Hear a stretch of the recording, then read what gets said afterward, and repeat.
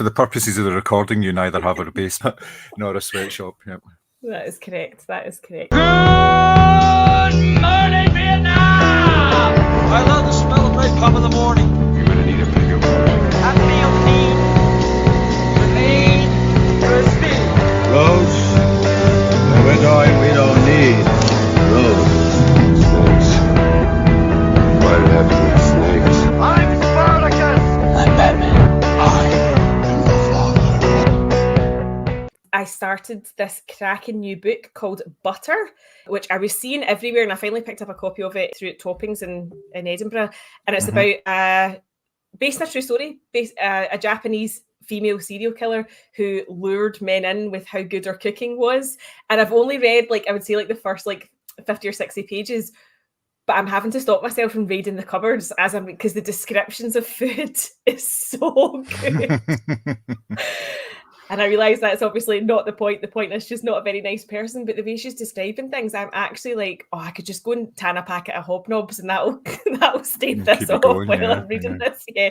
So, but that was really, really good. And then last night watched the Miami Grand Prix, which is the first Grand Prix in ages where Max Verstappen hasn't won. So that was exciting. Cool, yeah. So was the book a recommendation or was it just something that you'd come across?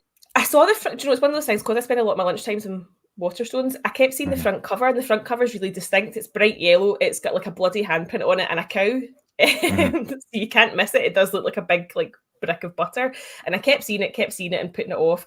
And then when I was in Toppings, the guy was like, I've heard such good things about this. Seemingly the characters are really well written. He was like, but it is going to make you really hungry. And I was like, okay, I'll just give it a go. So I added it to the pile that I was buying, and sure as fate, I've started it yesterday, and I'm going to have to actually be the furthest away from my kitchen that I possibly can be while I'm reading it. Oh, that sounds excellent. Yeah, good stuff. Well, I saw The Fall Guy last Monday. I know it's just out. So how is that? I thought it was okay. I thought it was fine for what it was. I didn't have any great expectations in that. I didn't think it was going to be a high piece of art or anything. I knew it was going to be a film full of stunts and probably not a whole lot of story. Now, the story part of it is a bit stupid. It's one of these ones. It's entertainment, but it's not going to trouble you cerebrally in any way at all. And I thought it was perfectly fine. My daughter went to see it on Saturday, and she walked out of it.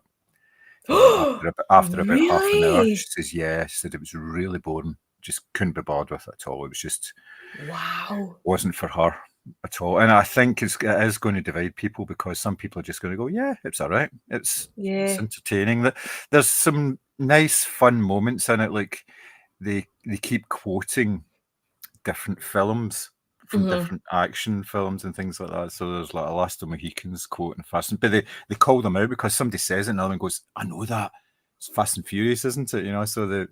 So it's all called out and everything, and it kind of is what it is. I mean, it's a stuntman who has an accident, and 18 months later he's called back to work for the same production company, and he's involved. I think she was in the production. She was something to do with it, might have been screenwriting or something, but now she's the director on the film. He comes back and starts doing stunts in this film, and it's the same leading man who is Aaron Taylor-Johnson, who is brilliant in it because he's this over the top, pretty much a narcissist. He's just this horrible guy, and he's gone missing, so he has to try and find him and all that, and all sorts of stuff's going on, and there's dead bodies and car chases and all sorts of things. But yeah, it was perfectly fine. I had quite a nice time at it, and then obviously I saw Love Lies Bleeding, which we're going to talk about in a couple of minutes. And then I saw Made in England, which is, I think you would really like this. It's a documentary about Powell and Pressburger. And it has been narrated. I say narrated. He's on screen as well. It's Martin Scorsese. Basically, he's being interviewed. That you don't hear the interviewer. It's all just him speaking to camera, and he talks about Powell and Pressburger in sort of general terms, and then he goes through their filmography and highlights elements of the films, and he's saying things like, "See that bit there?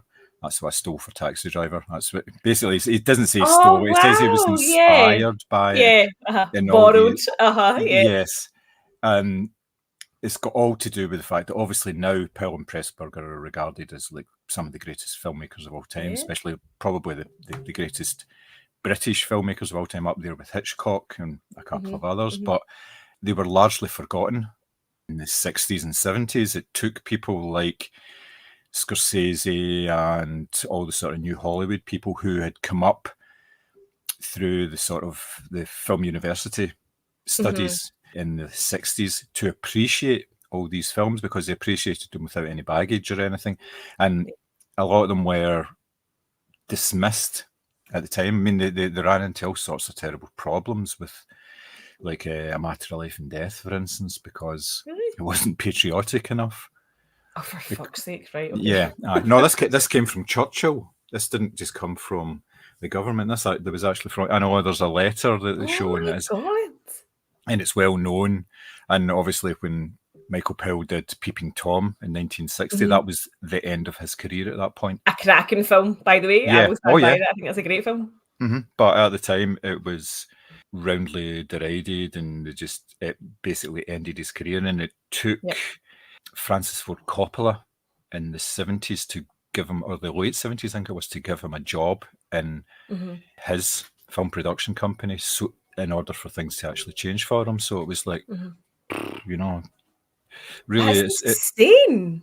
It is. It's pretty crazy, because you think about these guys as being sort of icons, and you think, oh, they must have been revered at the time. But I mean, their films were popular. I think it might have been A Matter of Life and Death was the first Royal Gala performance, for instance. It was the first one that had ever been staged, and you know, they do this all the time. I think it's like almost like an annual thing they do, although they're running out of royals, obviously, to actually attend these things, you know, acceptable royals. So, but yes, it was a really good film. Really enjoyed it.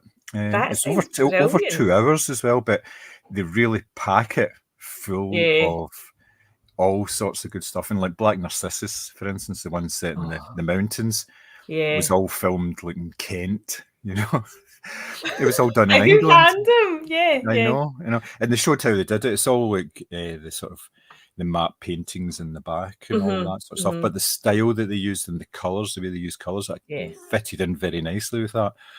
But yes, it was interesting to see how they actually went about their work and the problems that they had. Like they did a lot of stuff during the war, so they got a lot of inspiration from that. But then when the war ended, they were kind of like, well, what are we going to do now? You know, things are changing, and so there's sort of changing attitudes and all that. So it was like, you know, like a whole series of up and downs for them. But yeah, cracking movie. Really, really that good. Sounds brilliant. That sounds really, really good. Yeah, it was good fun. Yeah, it meant I changed my plans, because on Monday, I think it was. Yes, it was Monday that I saw those. I had planned to see the Godzilla film and planned to see Civil War. I'd actually got tickets for them from Cineworld. You know, I've got a card anyway, so it doesn't cost anything. But they'd added this third film on, so I had just scrapped the other two films at that point, and then we were doing a pod as well, so it all worked out quite nicely. You know, I saw three decent films, and also got to do a pod last week as well. So yes, it's all good fun. Yeah. Well, I was just about to say, did I watch any films last week? The only thing I've seen was that Hammer last Sunday. Actually, I haven't watched a single film all week, and that's obviously not as highbrow as what you've just been talking about. It all counts, yeah. I did watch The Legend of the Seven Golden Vampires. Did you? Yeah, I recorded that, and I watched it yesterday, the day before, and it's exactly what you think it would be. An awful lot of martial arts action in it, and a storyline that you kind of know what's going to be happening. And you know, I was going to say, is there much of a storyline, or? Yeah.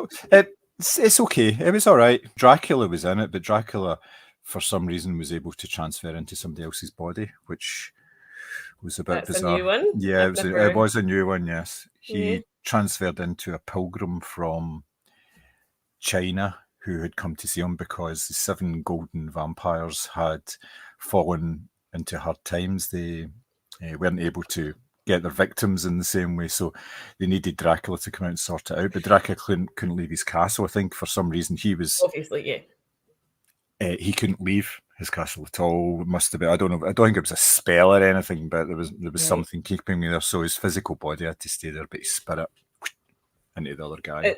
It's so convenient that he could do that though, because otherwise there would be no film, because he'd just be sitting in his castle chilling. Yeah, well, you'd think he would have done it for. Died.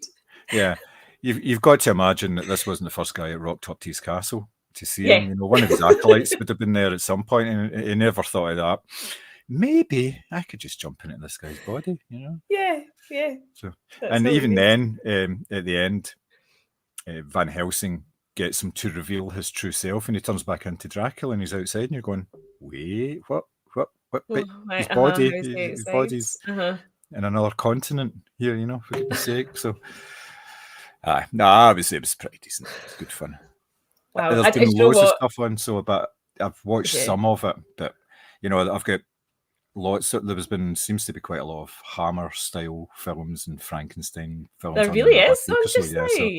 Yeah, I've recorded a few of them, but I haven't had the chance to sit down and watch them yet, just because, other things to go, having to go to work and all this sort of stuff, you know, the usual. I know all that rubbish stuff. I know. I'm gonna try and I might go into FOP actually when I'm in the office on Tuesday and see if I can get that day watch and night watch double bill thing as well. And I'm also going to get that Border, which I believe you watched at the film festival a few years ago, because I've got a wee Nordic film club that I've joined, and we're all going to watch this film and then like jump on and like discuss it like over Zoom and stuff like that. But I've never seen it, but I think you did watch it at the film festival a couple of years ago.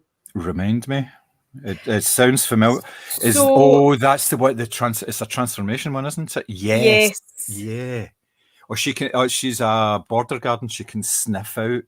That's exactly it. People with. I was going to say it's a sort of fairy tale thing where she turns into a creature kind of thing, but yeah. So I think you must have seen it. Yeah, so I was trying to get that's a very good film actually. It's really kind of creepy as well. Not like horror, but there's a certain amount of creepiness to it.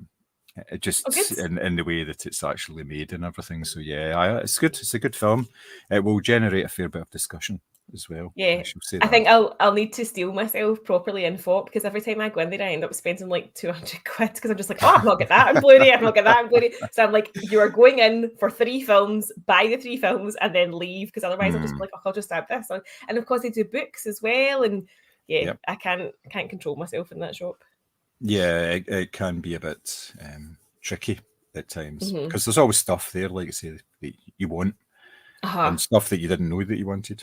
Until you see it and you're like, oh, I really need this. And it all goes in the basket, and then before you know it, they're like, right, that's 300 and something pounds, and you're like, oh, crap. Yeah. Ouch. So yeah, but the thing is, like, it's one of these things where I'll talk myself into it, and I'll be like, but this will be like a collector's edition or something. This will be like a special Blu-ray or something, so it's justified for paying 25 quid for it or whatever. But it's one of these things where, because some of the films that, you know, you want to watch and talk about, or even just like if we're prepping for this pod and you think, oh, I might go and watch something else because that will remind me of whatever, I'm finding less and less on streaming services that I'm looking for. So I think, I'm always a big proponent of physical media anyway, but I just think it's some of the times you go on, you're like, oh, I could have sworn that was on Netflix, or I could have sworn that was on Prime, and it's disappeared. So it's always better just to have a copy, I think. Sometimes, yes, especially with, Night Watch and Day Watch are a perfect example. That isn't available on streaming services, I think, unless you pay for it. So you may as well buy a copy of it because it's not that expensive. And there was something else I was looking to watch, and it is not on any streaming service to buy or anything. No, it was Translators, because we'd been talking about it last week. You have to go and buy a copy of it. Yeah, it must be available somewhere to stream, even to buy it, and it's not available in the UK at all. And that's not unusual. There are so many films and TV shows that may have been on a service and they've just dropped off, and they've not been picked up by another service, and it's just what's going on. You would think if they're not making the money that they want to make from these, they would do like a license for 12 months to a service. I know, and sometimes you get with like iPlayer or Channel 4, because sometimes they've got films on that you're like, I would never have anticipated this would have been on here. Like, for example, The Two Faces of January, I've still not seen that, and I was, for some reason, it popped up on the list of things that was available on iPlayer, and I was like, I'll just download that then, so I have it. But it's like, that's a random thing that you would never anticipate that would be on So sometimes you do get lucky, but yeah, more and more, or like what was frustrating is they'll have like the sequel but not the original, and the original is what you're looking for. So I'm just, I figured like for the time you pay for it to rent it on Prime or whatever it is, you're as well just buying a copy, aren't you? So yeah, I think with the likes of iPlayer and Channel 4, they have sort of a dual purpose or dual level of getting stuff. They obviously have deals where they buy films to show actually on the channels as well. And what they're getting written into those contracts now is that for a period of time they can stream them on their services, even if they're streaming elsewhere, if the streaming rights are with another company, because you sometimes find that some films are on, maybe they're on Netflix and they're on iPlayer or ITVX or whatever. And also Channel 4 does the same, because they had, to support Love Lies Bleeding, they had Saint Maud and Underwater. And Underwater is available on Netflix, I think, as well as Channel 4. So I think I remember seeing it. It was on one of the services. And I thought, well, I remember seeing it though. So I wasn't going to bother watching it because it was quite recent. And obviously Channel 4 own Film 4. So they will show all the Film 4, even if Film 4 stuff is on other services as well. They've got certain rights to it. And there's BBC Films, which do a lot of stuff. I think they did that Made in England one. I always forget about that, yeah. Yeah, they did that Made in England one, the Pearl and Pressburger one. They were one of the production companies involved in that. So it'll turn up on the TV at some point, and probably not very long. It's usually about 4 or 5 months after film actually, debuts either in cinemas or on, to buy VOD and that kind of thing. So yeah, it's good to look at these things, and sometimes, I mean, I look at various places if I'm trying to find something that I don't know where it's actually streaming, and most of the time it doesn't list all of the services. Like for instance, if you look in IMDb, they don't list anything that's streaming apart from what they've got on Prime Video. Yeah, I use that Just Watch. Yeah. The website to check things out. But then what's really frustrating is sometimes because it automatically defaults, I think, to like American streaming services, and sometimes you're like, oh yes, it's on Prime, and then you put it back to the UK and you're like, no, it's not. It's only on Prime in America or whatever. So, but yeah, I use that usually to try and find things. But as I say, I was just scrolling through iPlayer the other day and saw that Two Faces of January, and I thought, oh, perfect, download that, gives me something to watch for a night. So you do get lucky sometimes, but yeah, more and more I'm like, I'll just go and grab it. The time you buy even a Blu-ray, they're not that expensive these days unless they're a kind of fancy one. So the time you go and buy one, time you paid for it to rent it, you'd as well just getting the physical copy. Yeah, but it just increases the amount of stuff that you have kicking about. That's the downside of it, isn't it? Yeah. That is true. And I am well past peak stuff. I have same. Stuff like everywhere, Every so often I'm like, I'm going to have a big, DVD and Blu-ray clear out, and because I don't need all of these, and then I look at them all and I'm like, I'll just keep this. What happens if that disappears from, and then you just end up putting them all back in the shelf and you've not actually tidied anything out. So Yep.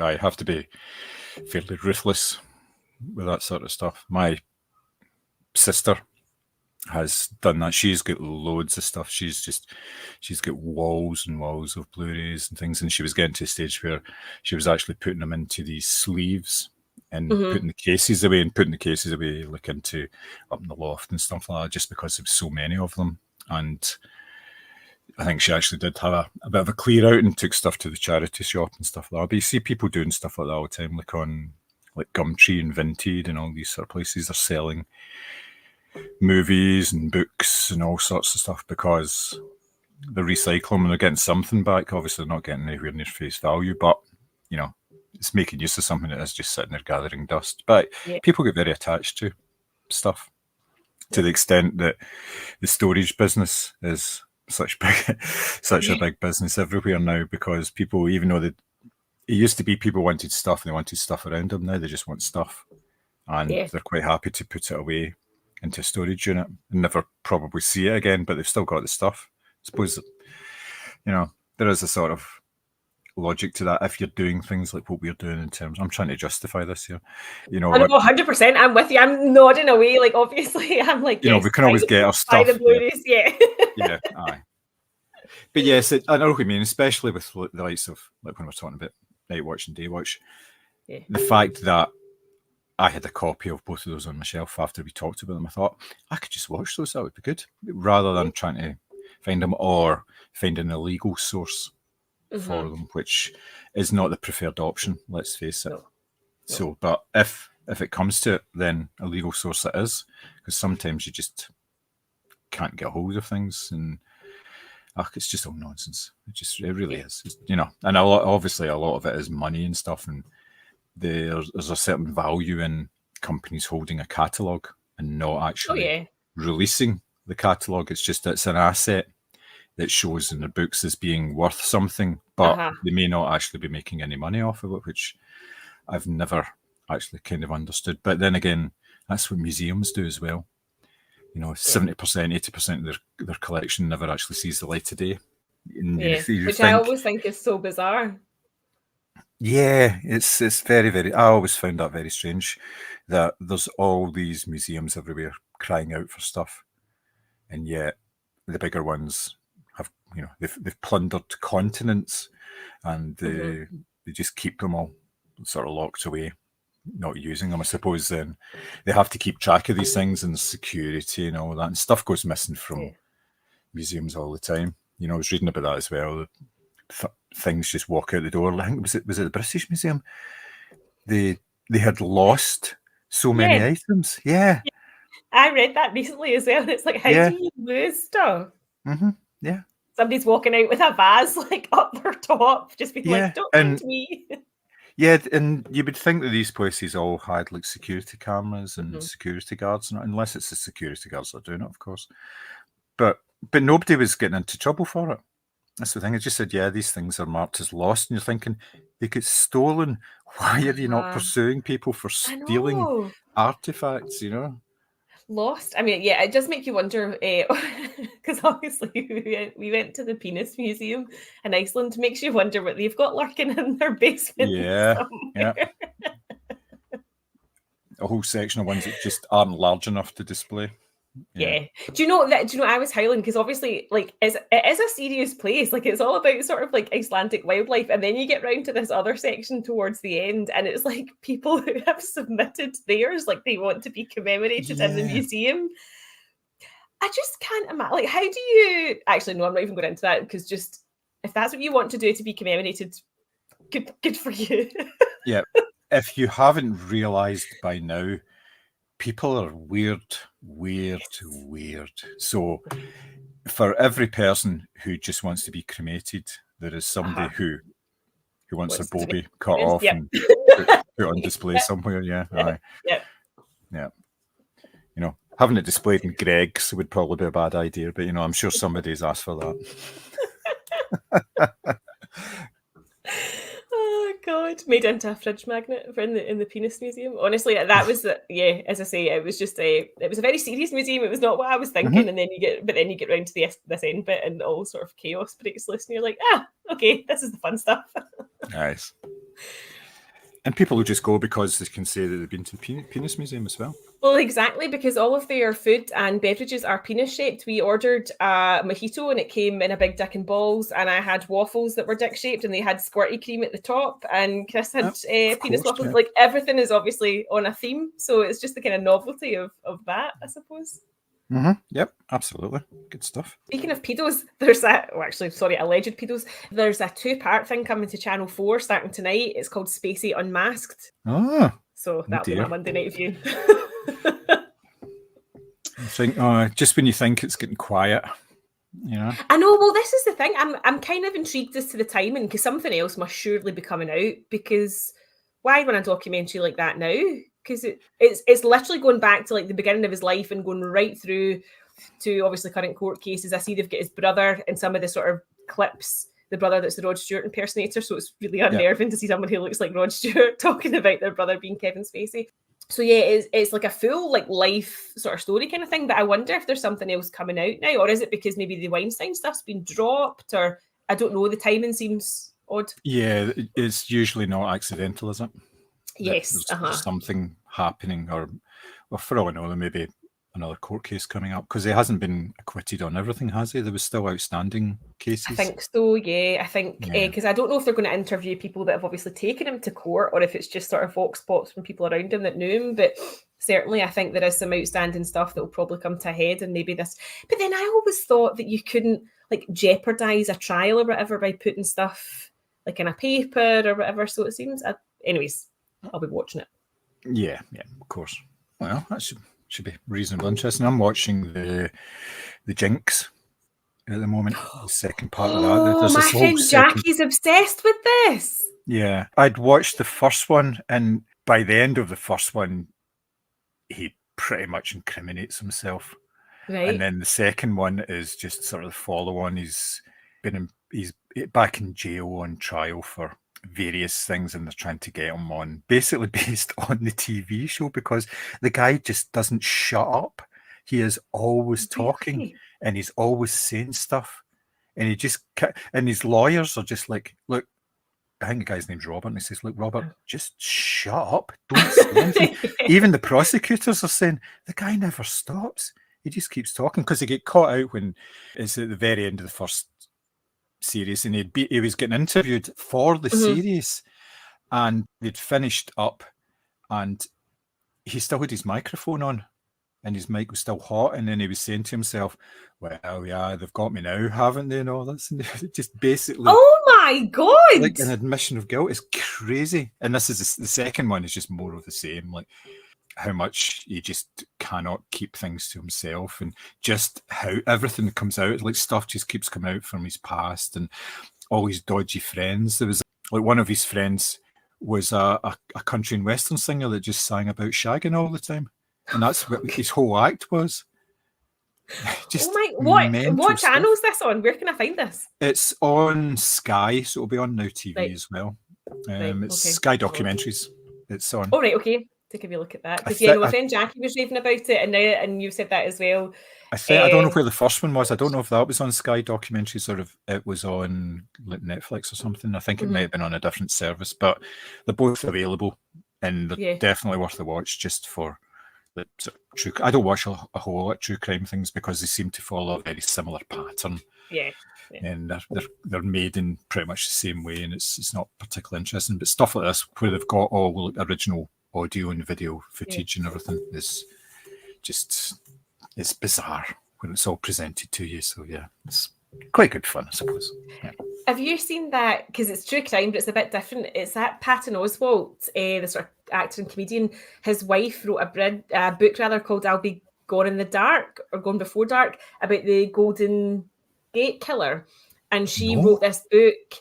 And she carried out her own investigation, obviously decades after it happened. And she solved the crime, but passed away before her book was published. So he made a documentary about how she pieced it all together. That is really good. And it's not a typical sort of true crime thing. It's very well done. Where is that on? That was on Sky Documentaries as well. So you'll probably still be able to catch it. Yeah. Yeah, I'll give that a watch. That sounds really intriguing. That sounds good. I've got a couple of shows that I downloaded off that Walter Presents. But I might give that a go, but I might now go and look out the Jinx instead because I'm very, very intrigued by this. Yeah, the guy doesn't have a great public image. When you see photographs of him, you kind of get quite quickly that he must have sociopathic tendencies, because every photograph of him, he's not smiling. He never like just like sort of family photos and like pictures of pals and all that, and they're all like, you know, posing for the camera, and he's just solid, you know, nothing. It's just it's weird. Yeah, but yeah, I would recommend that. Since I've been talking about Love Lies Bleeding, I might head to the gym as well because I've been back and doing that again. But are you going to have your little tank top and your tiny shorts, but your long knee-high socks on? Yep. I'm going to get a perm as well. Get a I love perm. it. Yeah, you should. You should. Yeah. Yeah, the gym I go to isn't a million miles away from the 1980s types. Yes, it's not one of these sort of pure gym places, just a wee local place. So they've got like some older machines and stuff. And up until maybe about 9 months ago, it was very like that. And it's in basically a big unit and like big sort of high ceilings and stuff and older machines and things like that. And there was a somebody had done a painting of Arnold Schwarzenegger on the wall and everything, and there was quotes from him about working through the pain and everything. So it was the same idea. So yeah, it felt very relevant. But yes, I'll probably do that later on as well, because I need to get Beachbody ready for going away to Portugal in the end of June. So yeah. Oh, whereabouts in Portugal you going to Cascais again.